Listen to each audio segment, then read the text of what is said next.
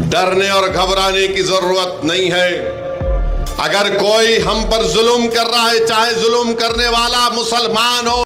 Bharatiya Janata party को खड़ा करने में लाखों कार्यकर्ताओं ने खून पसीना बहाया है, जिसमें हमारा भी थोड़ा बहुत योगदान है और हम हमारी पार्टी को सामने से डूबते हुए हम नहीं देख सकते। বন্ধুরা সবাই কেমন আছো?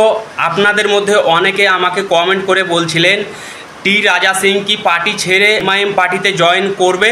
তো বন্ধুরা আমাদের এই চ্যানেলটা একেবারে নিরপেক্ষ চ্যানেল, কোনো পার্টিকে সাপোর্ট করে না এবং কোনো রকম জাতি ধর্ম নিয়ে কথা বলে না। এটা একটা নিরপেক্ষ চ্যানেল। তো যখনই আমাদের কাছে এরকম ধরনের ইনফরমেশন আসবে আমরা আপনাকে আপডেট দিয়ে দিব। তো আমাদের সাথে জুড়ে থাকবেন।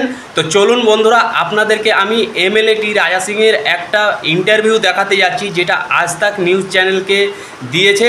टीआरएस से, कांग्रेस से, एमआईएम से जो प्रेसिडेंट युद्ध कर सकता है, युद्ध छेड़ सकता है, ऐसे व्यक्ति की हमें आवश्यकता है। ऐसा हम सोच रहे थे, कार्यकर्ता लाखों सोच रहे थे कि ऐसा प्रेसिडेंट आएगा, लेकिन सडन रामचंद्र राव जी का नाम आने के बाद में लाखों कार्यकर्ता निराश हो गए और हमें भी तकलीफ हुई। और भारतीय जनता पार्टी को खड़ा करने में लाखों कार्यकर्ताओं ने खून पसीना बहाया है, जिसमें हमारा भी थोड़ा बहुत योगदान है और हम हमारी पार्टी को सामने से डूबते हुए हम नहीं देख सकते। अजीज दोस्तों और बुजुर्गों, और खास तौर से मेरे गयूर नौजवानों, डरने और घबराने की जरूरत नहीं है।